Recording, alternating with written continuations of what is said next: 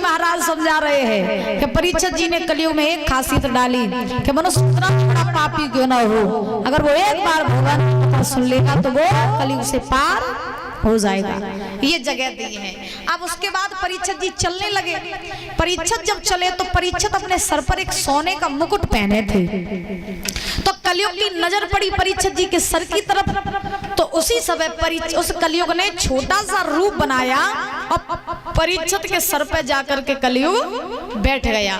अब सोचने वाली बात यह है कि कलयुग ने ही परीक्षित ने ही कलयुग को रहने के लिए जगह दी कि तुम ऐसी ऐसी जगहों पर रहोगे जहां बेईमानी का सोना चांदी धन दौलत आती होगी वहां। तो परीक्षित जो मुकुट पहने थे सोने का,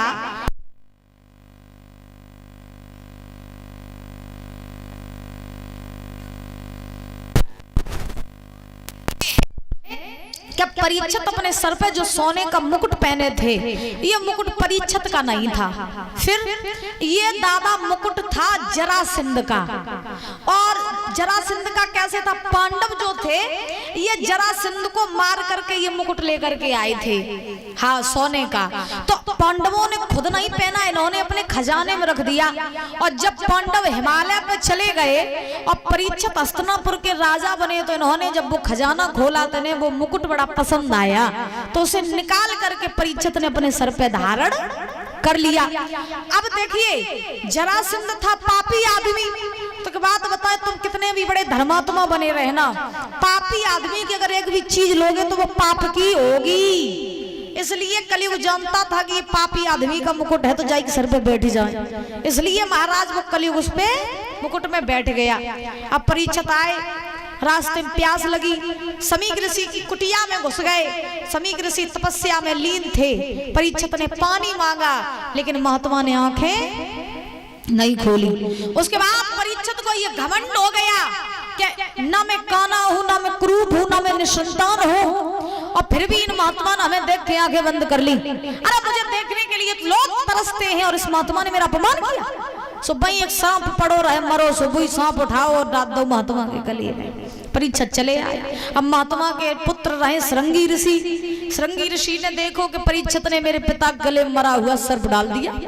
सो श्रृंगी ऋषि ने श्राप दिया कि हे राजन परीक्षित, जो सर्प तुमने मेरे पिता के गले में डाला है, जाओ मैं तुम्हें श्राप देता हूँ कि 7वें दिन वही सर्प तक्षक बन के तुम्हें डसने के लिए आएगा। श्राप। हेलो। तो फिर महाराज जब श्राप दिया तो परीक्षित जी हस्तिनापुर में आए। अब जैसे ही परीक्षित हस्तिनापुर में आए और समीक ऋषि ने जब श्रृंगी ऋषि को देखो कि राजा परीक्षित को मेरे पुत्र श्रृंगी ऋषि ने श्राप दे दो, तो समीक ऋषि ने श्रृंगी ऋषि से कही लला तुम्हें ऐसा नहीं करने हतो। बोले काय?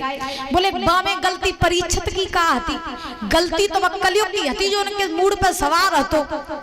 परीक्षित ने तो कबो सपने में कहू को बुरो नहीं करो, और तुमने सोची न समझी और परीक्षित को श्राप दे दिया। ऐसा करो अपना श्राप वापस कर लो। श्रृंगी ऋषि ने जवाब दिया, बाबा आपको नहीं मालूम है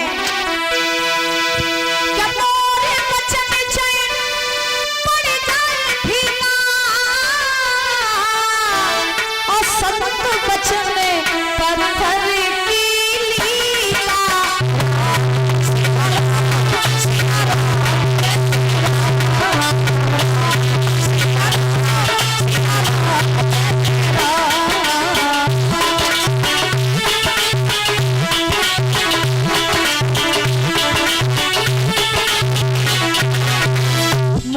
बचन चाहे पड़ जाए फीका और संत बचन पत्थर की लीका।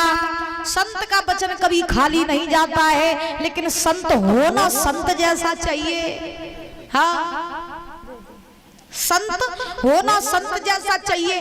अब आजकल तो सच्चा महात्मा ढूंढना ऐसे है जैसे अंधेरी रात में सुई ढूंढना।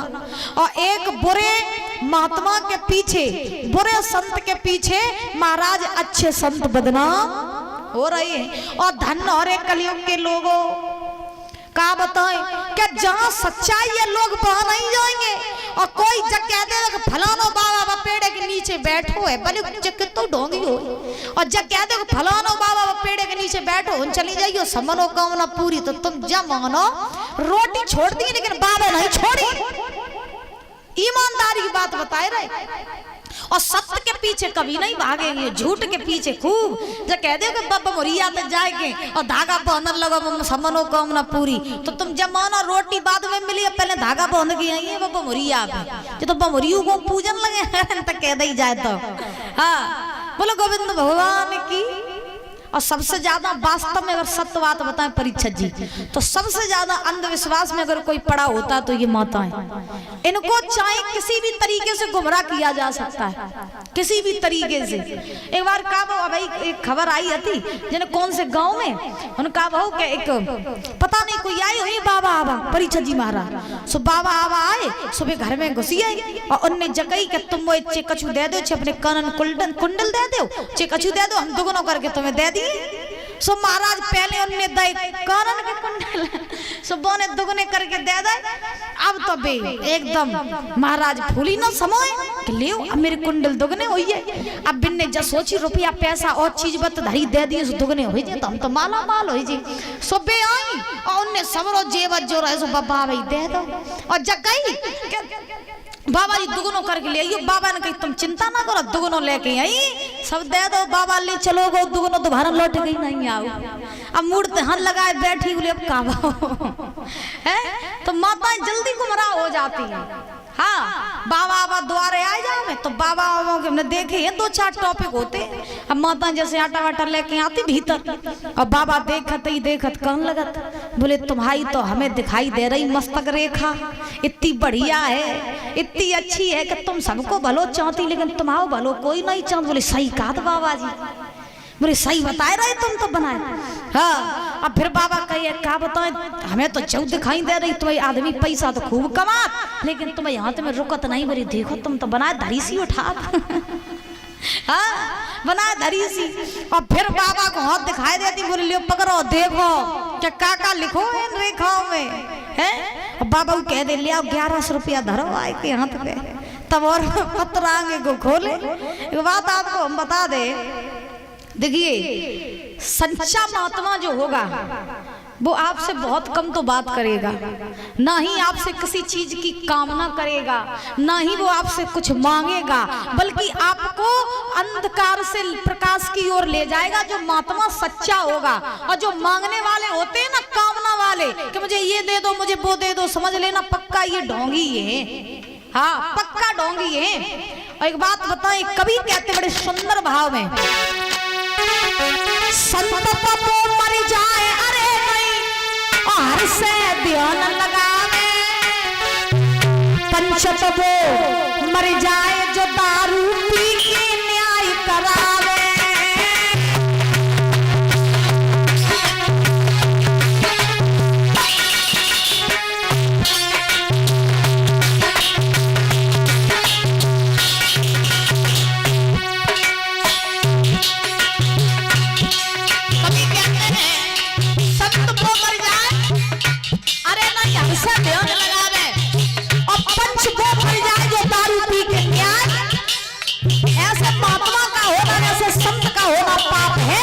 जो महाराज लाल पीले कपड़ा और लगाए लो लखपति का हाथ में ले लाई मांगा और निकलिए मांगवे को और संजा के जो कुछ मिलो सो बेच के पौआ की गंडरे नारी।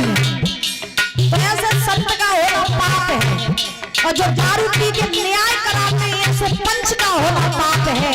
और सुना गुरु तपो मर जाए अरे छेला से जो ज्ञान छुपावे। रानी भैया गुरु तपो मर जाए अरे छेला से जो ज्ञान छुपावे। और छेला वो मर जाए गुरु की सीख चिंता नहीं लावे।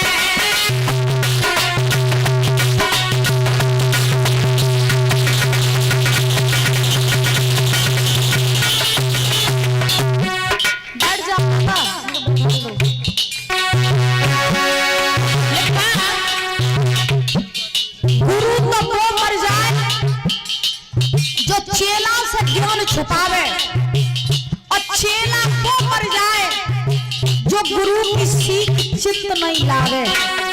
और सुनो पाप तो वो मर जाए अरे बेटा को न धर्म सिखावे।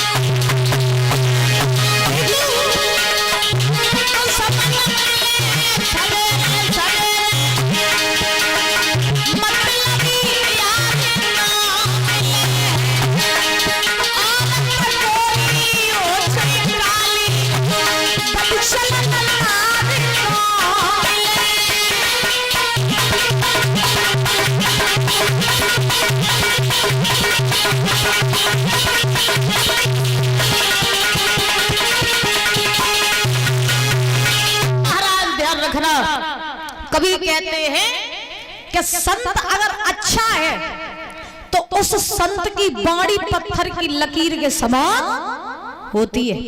अब यही बात श्रृंगी ऋषि ने समीक ऋषि से कहा, पिताजी अब मेरा श्राप वापस तो नहीं हो सकता है, लेकिन हम उन्हें मुक्ति का और मोक्ष का रास्ता जरूर दिखा सकते हैं। तो समीक ऋषि ने कहा, अगर मुक्ति का और मोक्ष का रास्ता दिखा सकते हो तो ठीक है, जाओ और जाकर के उन्हें मुक्ति का मार्ग बता करके आओ, चले जाओ। तो जो ये बात कही, तो आज महाराज ये श्रृंगी ऋषि जो थे ये चले हैं और चलते चलते राजा परीक्षित के पास में पहुंचे। अब इधर परीक्षित जी जो थे, जब हस्तिनापुर में पहुंचे, इन्होंने वो मुकुट उतारा, तो मुकुट उतारने के बाद में परीक्षित के सर से वो कलयुग भी उतर गया। अब जब कलयुग भी हटा उनके सर से, तो परीक्षित जी को वो जंगल की सारी बात याद आ गई। परीक्षित जी ने सोचा कि अरे मुझसे इतना बड़ा अधर्म कैसे हो गया कि आज एक संत का मुझसे अपमान हो गया, मुझसे अपमान हो गया और मुझे श्राप भी लगा है कि जो 7वें दिन तक्षक सर्प है वो मुझे डसने के लिए आएगा। अब परीक्षित बड़े उदास हैं, आंखों में आंसू निकल रहे हैं, लेकिन परीक्षित जा बात पे उदास नहीं है कि 7वें दिन हम मर जाएंगे। परीक्षित उदास है तो सिर्फ इस बात पर कि जब हम मरेंगे तो हमारा मोक्ष और हमारी मुक्ति कैसे होगी, क्योंकि परीक्षित जानते थे कि मरना तो सबको है ही है। एक बात बताऊं, मौत जब आती है तो ये अपने 3 दोस्तों को साथ लेके आती है। कितने? 3। पता है कौन कौन से? बताएं तो सुनो, मौत के 3 दोस्त कौन कौन से हैं? पहला होता है समय, दूसरा होता है कारण और तीसरा होता है स्थान। ये मौत के 3 दोस्त। आपकी मौत जिस कारण से लिखी होगी आप उसी कारण से मरोगे, जिस कारण से लिखी होगी उसी कारण से मरोगे। लोग नहीं कहते लोगों का एक्सीडेंट हो जाता है, लाइट से मर जाते हैं, कहीं फांसी लगा के मर जाते, कहीं कैसे मरते। तो बहुत से लोग ये कहते हैं कि अगर हम अपने लला को ना जान देते तो आज मेरे लला को एक्सीडेंट ऐसे ही लिखी जाती, इसी कारण से लिखी थी तो हुआ। उसके बाद में है महाराज समय। जिस समय आपकी मौत लिखी होगी उस समय को कोई टाल नहीं सकता है, कोई टाल नहीं सकता। 10 बजे मौत लिखी है तो 10 बजे ही मर जाओगे, 1 मिनट इधर से उधर नहीं होगा, ये समय। दूसरा स्थान, जिस स्थान पे आपकी मौत लिखी होगी आप उसी स्थान पे मरोगे। भीतर तो भीतर, बाहर तो बाहर।